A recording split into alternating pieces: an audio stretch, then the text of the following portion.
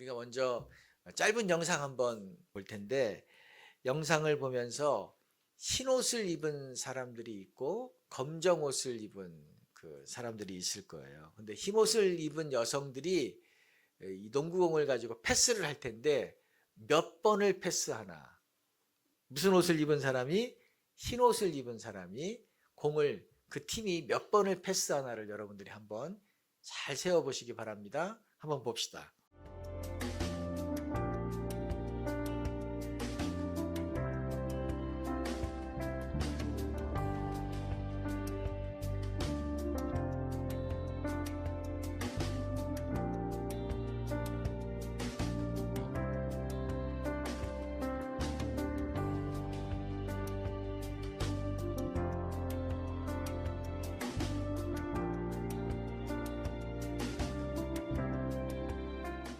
16번 패스했습니다.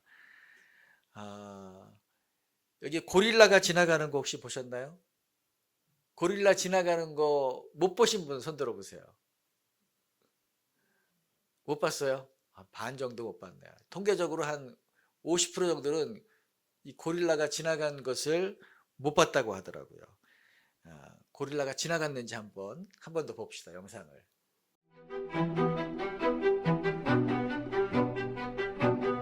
하버드 심리학과에서 만든 이 실험 영상을 본 사람 가운데 지금까지 절반이 고릴라를 보지 못했습니다.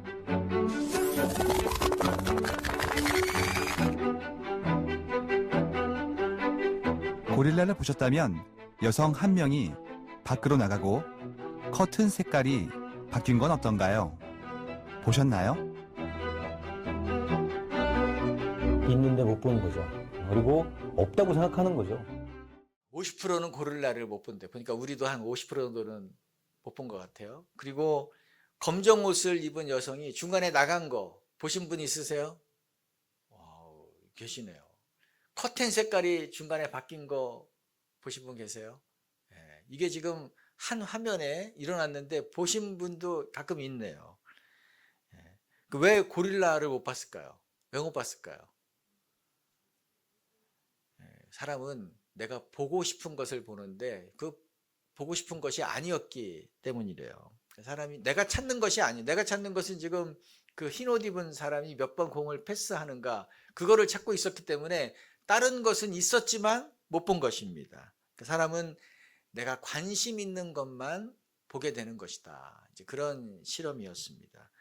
예수 믿는다는 것도 마찬가지. 예수 믿는다는 것은 내가 단순히 마음에 좀 평안을 얻고 또 내가 예수님 때문에 좀 잘 되고 잘 살고 이 정도가 전부가 아니라는 것입니다. 이것은 일반 종교가 다 얘기하는 거예요. 근데 기독교는 다릅니다.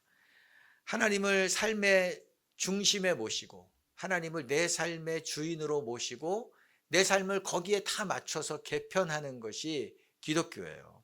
그래서 하나님이 나를 향해서 어떤 생각을 가지고 있는지를 중요하게 생각합니다.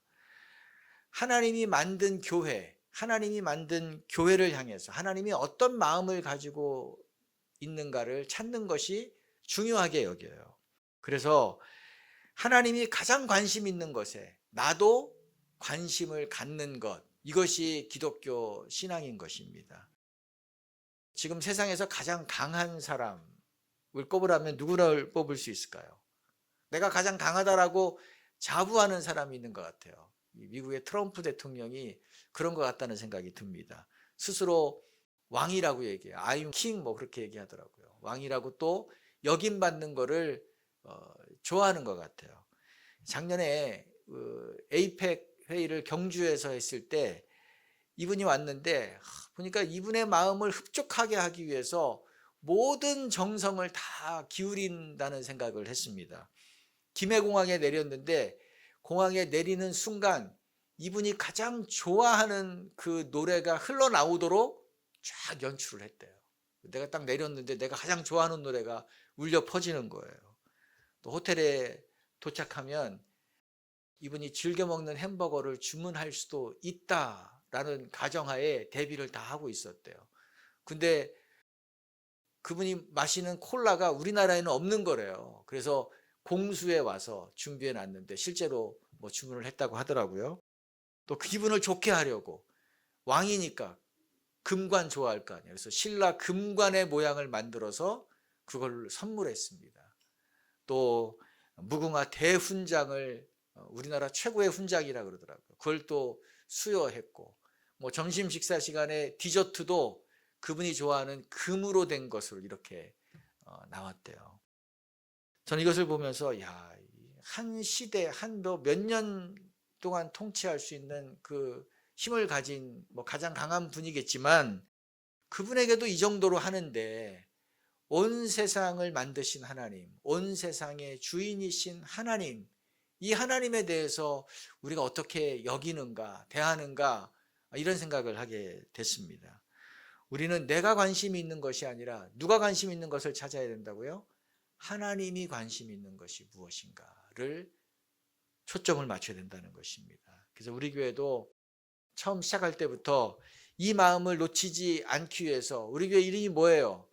하주교회. 뜻이 뭐죠? 하나님이 주인이신 교회. 사람이 주인인 교회가 될 수도 있거든요. 그래서 이거 되면 큰일 난다. 그래서 이름도 하나님이 주인이신 교회로 만든 거예요. 우리 영상에서 고릴라가 중간에 나왔지만 보지 못한 분들이 반 이상이었습니다. 커튼색이 바뀌는 것 대부분 몰랐어요. 검정 옷 입은 한 사람이 퇴장한 것도 잘 몰랐다고요. 교회도 마찬가지예요. 교회도 하나님에게 포커스를 맞추지 않으면 하나님의 마음이 없이 그냥 지나갈 수 있는 거예요. 그래서 우리 교회도 처음부터 3가지 비전을 선포하고 또 그거를 계속해서 상고하는 일을 했습니다.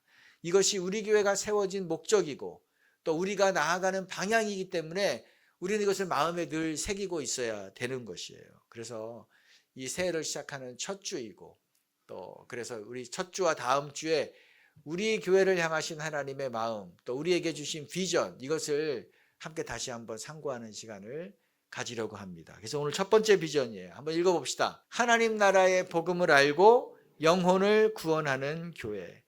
하나님이 마음에 품고 계신 비전이 무엇인가? 모든 사람이 하나님을 알고 하나님을 믿고 사는 거예요. 하나님이 사람을 만드셨을 때 왜 만드셨습니까? 우리 하나님과 사람과 사랑을 나누고 또 인격적인 그 관계, 교제를 맺기 위해서 만들었는데 첫사람이 하나님을 무시하고 하나님을 버리고 떠났어요. 그게 바로 죄라 그랬죠.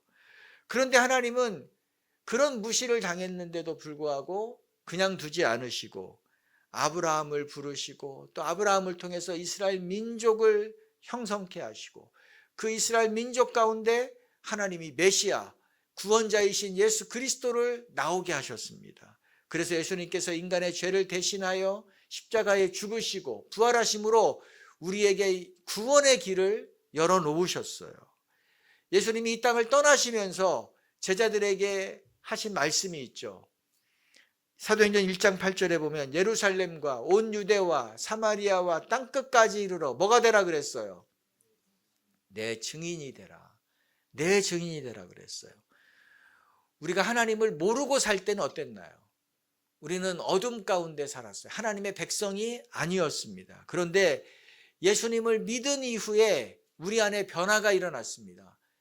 신분의 변화가 일어났어요. 베드로전서 2장 9절 한번 읽어봅시다. 그러나 너희는 택하신 족속이요 왕같은 제사장이요 거룩한 나라요 그의 소유가 된 백성이니 이는 너희를 어두운 데서 불러내어 그의 기이한 빛에 들어가게 하신 이의 아름다운 덕을 선포하게 하려 하심이라.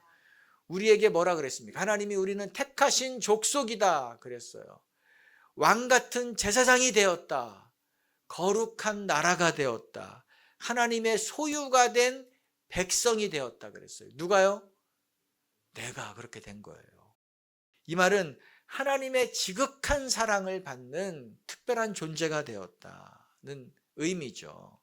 그래서 하나님을 우리는 감히 아버지라고 부르는 자녀가 되었어요.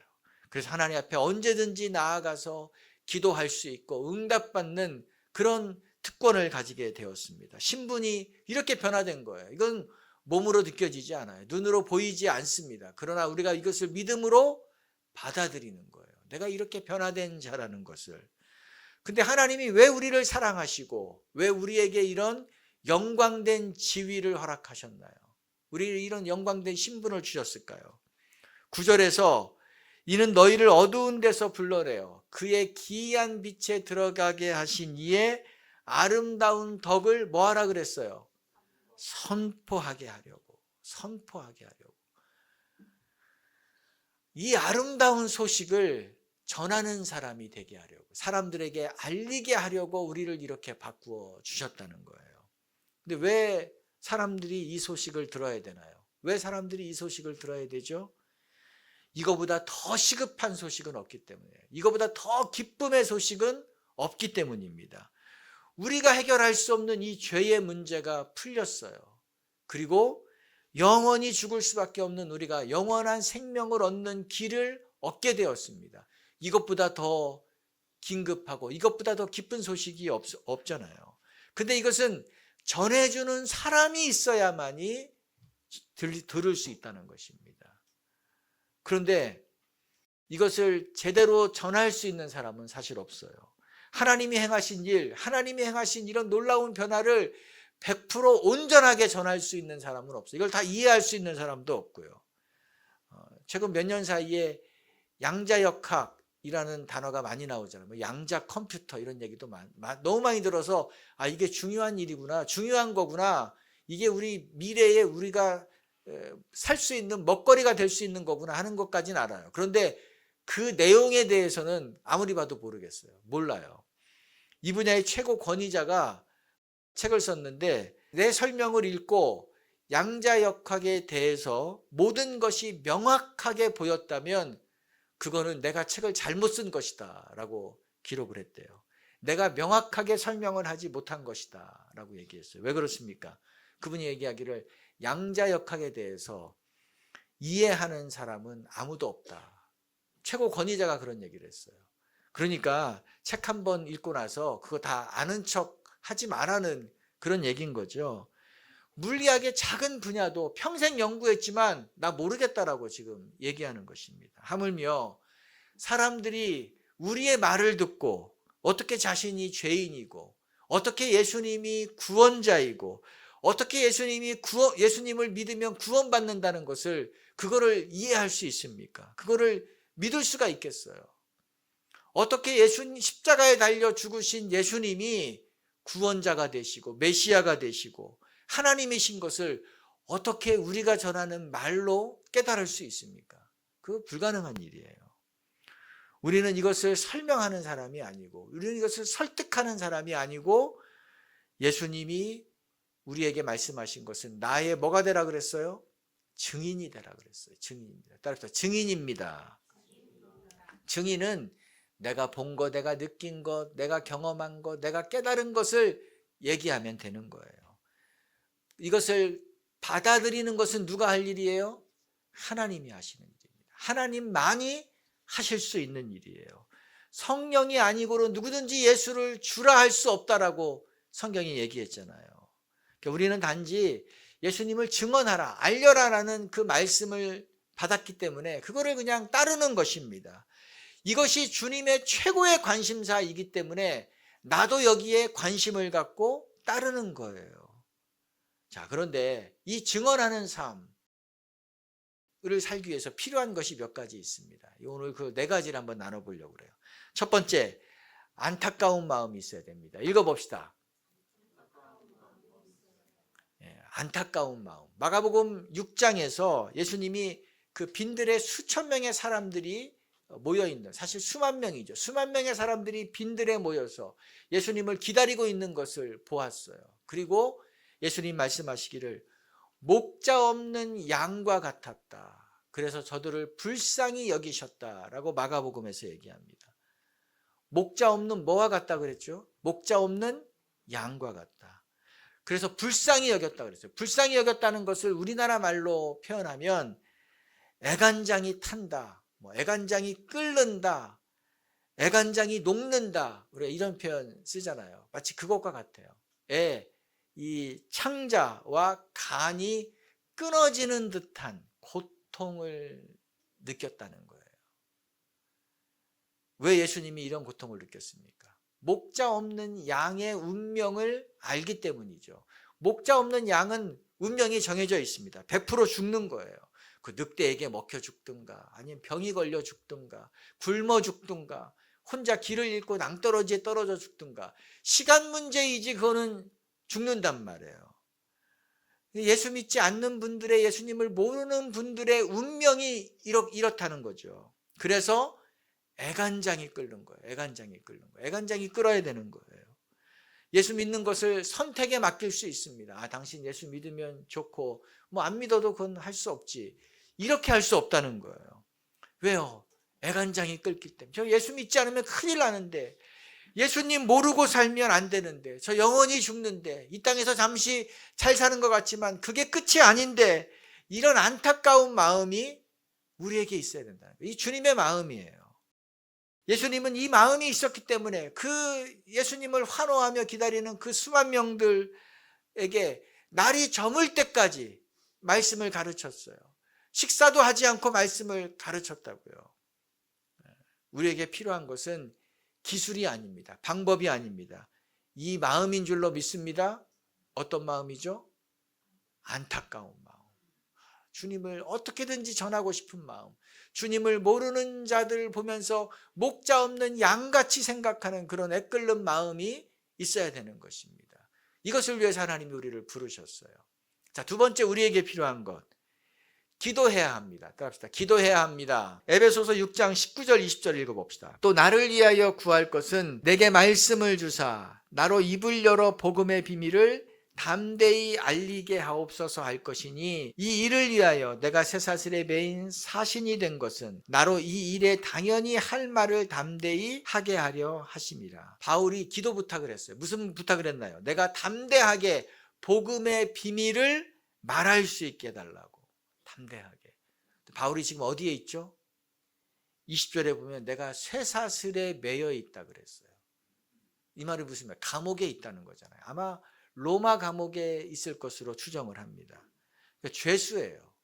내 목숨이 내일 당장 날아갈지도 모르는, 언제 어떻게 될지 모르는 그런 가장 불안하고 초조한 상황 가운데 있습니다. 더군다나 지금 예수님을 전하다가 붙잡혀 왔어요. 그래서 예수의 옛자도 꺼내면 안 돼요. 조신하게 있어야 됩니다.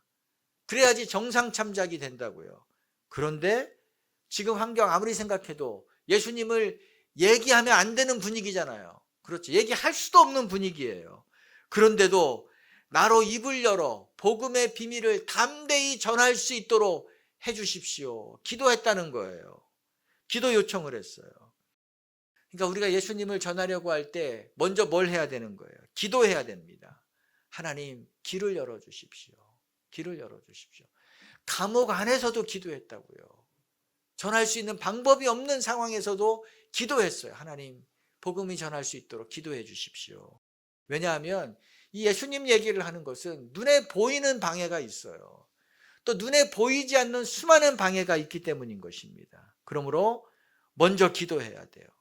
감옥에 있는 바울도 예수님을 전해야 할 사람들을 위해서 기도했다는 것을 우리가 기억해야 되는 것입니다. 그래서 올 한 해 여러분의 마음 가운데 내가 예수님을 좀 얘기해야 될, 전해줘야 될 사람의 명단이 마음 가운데 있어야 됩니다.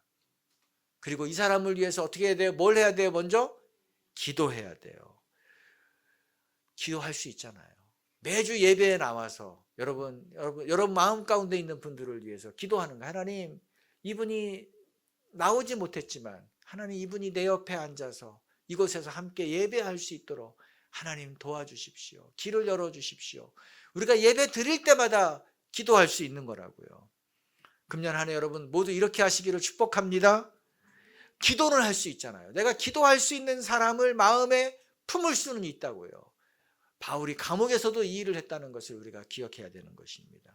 기도하지 않는다는 것은 하나님이 최고로 관심이 있어 하는 일에 나는 관심이 없습니다 라고 얘기하는 거예요. 나는 거기는 그건 난 모르겠습니다 하고 사는 거예요. 또한 바울이 어떻게 했습니까? 기도를 부탁했어요. 그렇죠. 복음의 비밀을 담대히 말할 수 있도록 기도해 달라고 부탁을 했습니다. 에베소 성도들에게. 왜 이렇게 했을까요? 나를 중보기도가 없으면 복음을 전할 수 없기 때문에, 중보기도가 있어야만이 담대하게 복음을 전할 수 있기 때문에 이렇게 한 거예요. 저에게 자주 기도 부탁을 하는 우리 성도님이 계세요. 근데 대부분의 내용은 제가 오늘 저녁에 누구를 만나서 예수님을 좀 전하려고 합니다. 그런데 이것을 위해서 좀 기도해 주십시오. 이 만남을 위해서 기도해 주십시오. 또 연락이 와서 요즘 제가 생각나는 사람들이 계속 있어서 이번에 그분을 만나기로 했습니다. 약속을 잡았습니다. 근데 그분의 상황이 안 좋습니다. 그러니까 기도해 주십시오. 또 뭐 이런 얘기예요. 제가 이번에 만나려고 하는 사람은 너무나 강력한 사람입니다.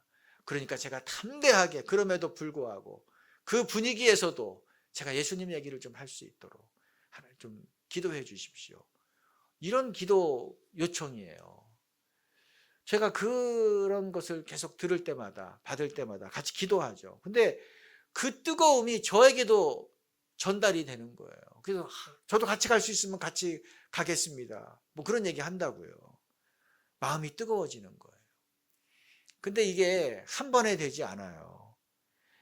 뭐 저도 경험해 보면 저도 뭐 4년 동안 매주 찾아가서 기도하고 기도하면서 찾아가고 매주 만나고 하지만 이게 한 번의 변화가 일어나지 않는다고요.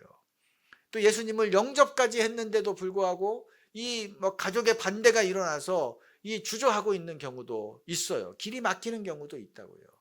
그래도 어떻게 해요? 그래도 한 사람을 붙잡고 기도하는 거예요. 한 사람을 위해서 기도 부탁을 하는 것입니다. 여러분 그렇게 하시기를 축복합니다. 제가 초등학교 때 우리 전교생이 불렀던 노래가 있어요.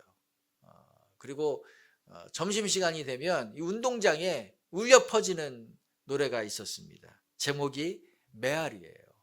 메아리 아십니까? 한번 가사 한번 띄워줄까요? 산에 사는 산에 사는 메아리 언제나 찾아가서 외쳐 부르면 반가이 대답하는 산에 사는 메아리, 뭐 이런 거예요. 벌거벗은 붉은 산엔 살 수가 없어 갔다오. 후렴이 중요하죠. 산에다 나무를 심자, 산에다 옷을 입히자, 메아리가 살게 시리 나무를 심자. 메시지는 뭐예요? 나무를 심자는 거예요. 왜 이 노래 부르게 했을까요?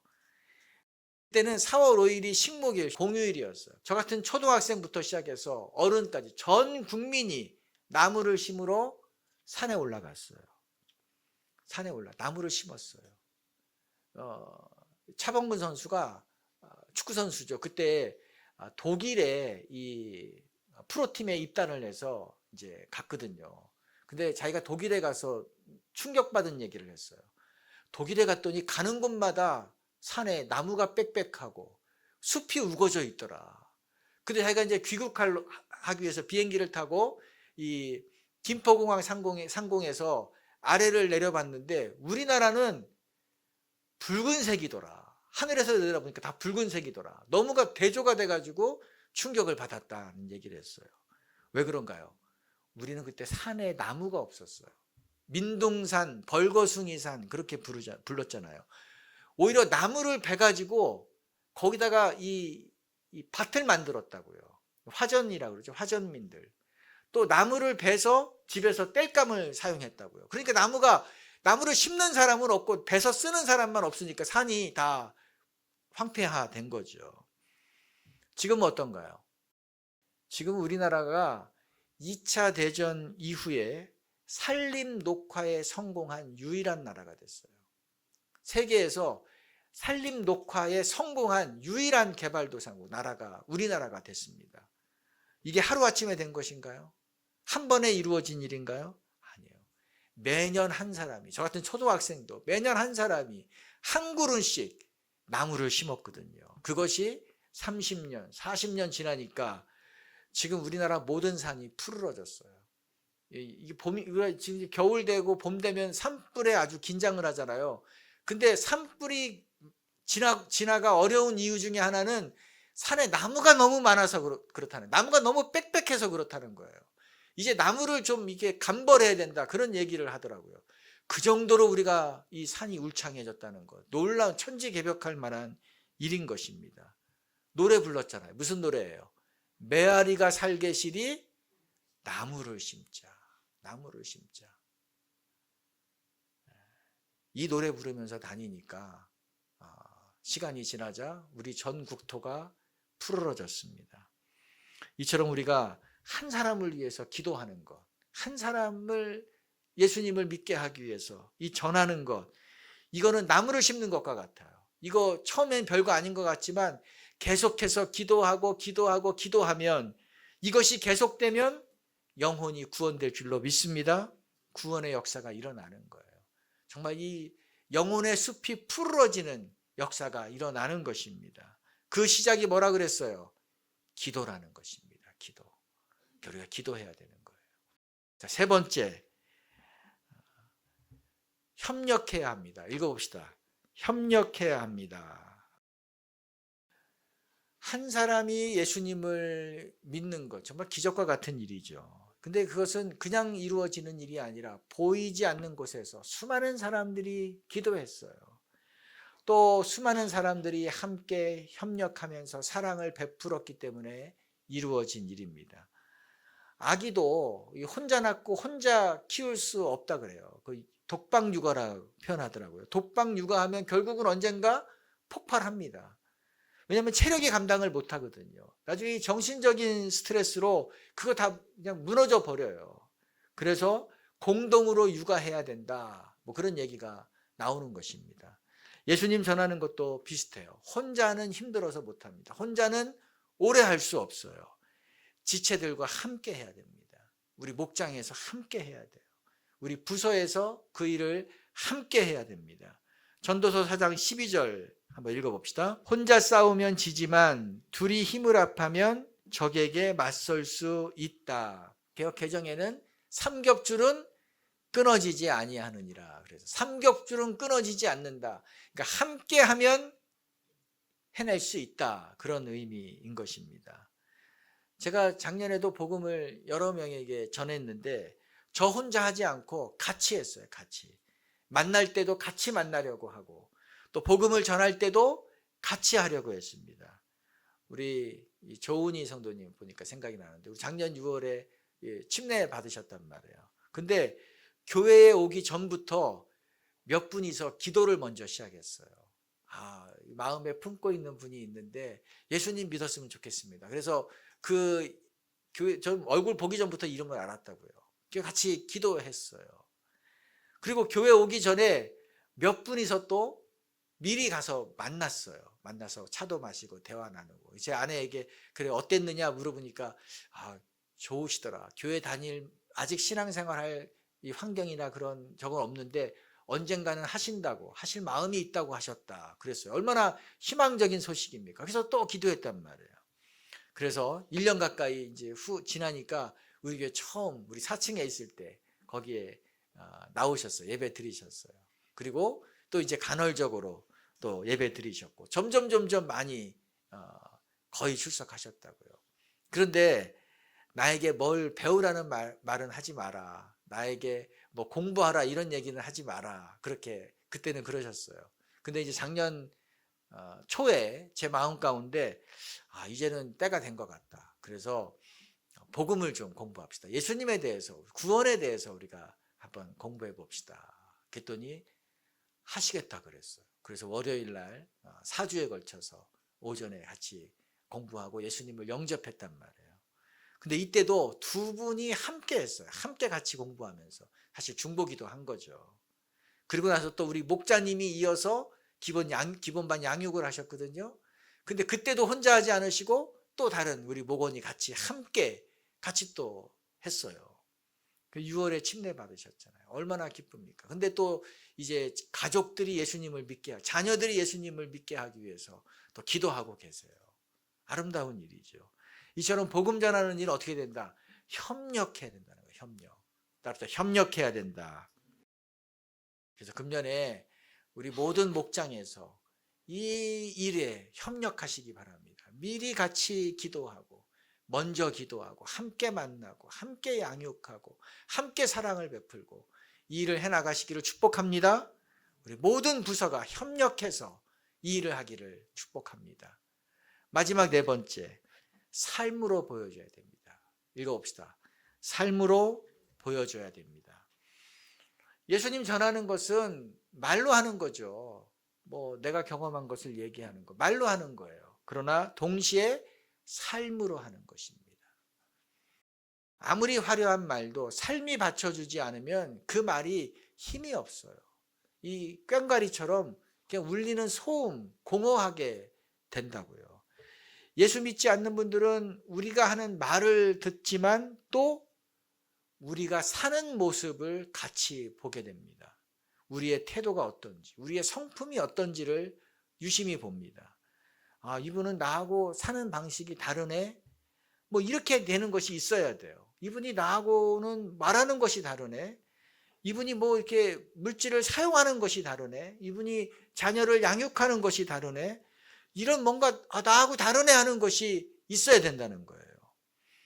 메신저로서의 매력이 느껴져야 그 메시지가 마음에 더 다가오게 됩니다. 예수 믿으면 좋겠다, 예수 믿으면 얼마나 좋은지 모른다라고 말은 하는데 정작 내가 보니까 나하고 사는 게 뭐 비슷해, 생각하는 것도 비슷하고 다른 것을 별로 찾을 수가 없어요. 매력을 별로 찾을 수가 없어요. 이러면 그 말이 힘이 없다는 거예요. 여기 뒤에 최미선 성도님이 제가 어떻게 처음 교회를 나가셨습니까? 라고 작년에 제가 물어본 적이 있어요. 언제 처음 교회를 어떤 계기에 의해서 나가게 되셨습니까? 물었더니 시장에서 채소 장사 하시는 분이 있는데 그분을 오랫동안 이렇게 지켜보셨대요. 그런데 다르더래요. 채소 장사 하시는 분인데 그 시장에 있는 다른 분들과 다르더라는 거예요. 힘든 일을 하는데도 얼굴 표정이 늘 기쁘고 말하는 것이 친절하고 말하는 것이 긍정적이고 오히려 그 험한 곳에서 다른 사람을 섬기고 배려하고 이렇더라는 거예요. 어떻게 저럴 수 있지? 어떻게 저렇게 살 수 있지? 의아함이 있었고 거기에 대해서 이제 감동이 늘 느끼고 있으셨던 것 같아요. 근데 이분이 교회 한번 같이 갈래? 뭐 그렇게 하셨나 봐요. 근데 그 말을 들었지만 두말 하지 않고 따라가셨대요. 왜? 이런 분이 하자고 하는 일은 뭐라도 해야 된다. 저런 분이 말씀하는 거는 내가 뭐래도, 저런 분이 하는 건 내가 뭐래도 따라 해야 된다. 이런 마음이 있으셨던 거예요. 나중에 그분에게 그 말씀을 하셨대요. 내가 그때 당신의 삶을 보고 내가 이런 감동을 받고 이렇게 해서 따라 나왔다라고 얘기하니까 그분이 얘기하기를 채소 장사했던 그 시기가 내 인생에서 가장 춥고 가장 힘들고 가장 어렵고 가장 고난의 시기였다. 그렇게 말씀하시더래요. 더 놀랍지 않나요? 더 놀랍지 않나요? 그렇게 힘든데도, 그렇게 힘든 상황이었는데도 주변 사람들이 봤을 때는 힘든 사람이 아니었어요. 그 힘든 사람의 얼굴, 말, 태도가 아니었던 거예요. 그렇죠. 우리가 먼저 하나님을 사랑하고 우리가 먼저 주님을 닮아가는 삶을 살아가는 것, 이것이 중요하다는 거죠. 우리는 우리만 즐겁기 위해서, 즐거운 삶을 살기 위해서 이곳에 모이고 하나님의 교회를 세운 것이 아닙니다. 우리는 하나님의 최고의 관심사가 하나님을 모르고 죽어가는 사람들에게 복음을 전하고 그들을 구원하는 것이기 때문에 우리는 그 하나님의 최고의 관심사에 우리의 마음과 생각을 두기로 결정한 사람들입니다. 그렇죠? 그러기 위해서 우리가 이 네 가지가 필요한 것입니다. 하나님이 2026년을 우리에게 허락해 주셨어요. 시작하게 해 주셨어요. 얼마나 감사합니까? 이걸 시작하게 하신 이유도 우리만 잘 살으라고 한 것이 아니라 주님을 몰라서 방황하는 사람들에게 우리를 통해서 주님을 알게 하는 일에 쓰임 받아라. 이 일에 시간과 마음을 써라고 우리에게 기회를 주신 것으로 믿으시기 바랍니다. 이것을 위해서 첫 번째 뭐가 필요하다 그랬죠? 안타까운 마음, 애간장이 끓는 마음, 저렇게 살면 안 되는데 하는 그런 간절한 마음이 우리에게 있어야 돼요. 그 마음을 가진 사람은 어떻게 해야 된다? 어떻게 한다 그랬어요? 두 번째, 기도한다고요. 기도한다고요. 기도는 할 수 있다고요. 내가 환경 때문에 얘기는 할 수 없고 만날 수는 없지만 기도는 할 수 있어요. 기도까지 안 하면 하나님 앞에 할 말이 없는 거예요. 내가 이 한 영혼을 위해서 하나님, 내가 10년, 20년 기도해 왔습니다. 이 정도는 할 수 있어야 돼요. 그래서 매일 여러분 마음 가운데 품고 있는 사람들을 위해서 금년에 기도하시기 바랍니다. 뿐만이 아니라 중보 기도를 요청해요. 그리고 목장에서 함께, 부서에서 함께 기도하는 일을 하시기 바랍니다. 그것이 시작이에요. 그리고 세 번째 어떻게 하라 그랬죠? 함께 협력해야 된다. 나 혼자 할 수 없어요. 내 마음에 품었지만 이 일을 함께 우리 공동체가 해나가야 되는 것입니다. 그리고 네 번째 뭐가 필요하다 그랬죠? 삶으로 보여줘야 된다. 메시지도 중요하지만 메신저도 중요하다. 메신저의 삶이 중요하다. 그래서 내가 주님을 닮아가는 삶, 향기로운 삶을 살아가면서 삶으로 보이고 말로 전하는 것입니다. 우리 교회 첫 번째 비전 무엇이었습니까? 하나님 나라의 복음을 알고 영혼을 구원하는 교회. 그래서 금년 한 해 또 이 비전을 품고 나아가서 주님을 기쁘게 하는 우리 교회, 우리 성도님들의 삶이 되기를 축복합니다. 아멘. 하나님 오늘 또 이 새해를 주시면서 또 우리에게 하나님의 그 최고 관심사를 알게 해주셔서 감사합니다. 내가 보고 싶은 것을 보고 내가 하고 싶은 것을 하는 것이 아니라 그것으로 우리의 삶을 소비하는 것이 아니라 하나님이 중요하게 여기시고 하나님이 최고로 관심 있는 것이 무엇인가를 우리가 알고 그것이 영혼을 구원하고 주님을 알게 하는 것임을 저희들이 알았기에 이제 그 증거하는 삶을 살아가게 하여 주시옵소서. 그런 공동체가 되게 하시고 또 그런 우리 각자의 삶이 될 수 있도록 축복해 주시옵소서. 예수님의 이름으로 기도드립니다.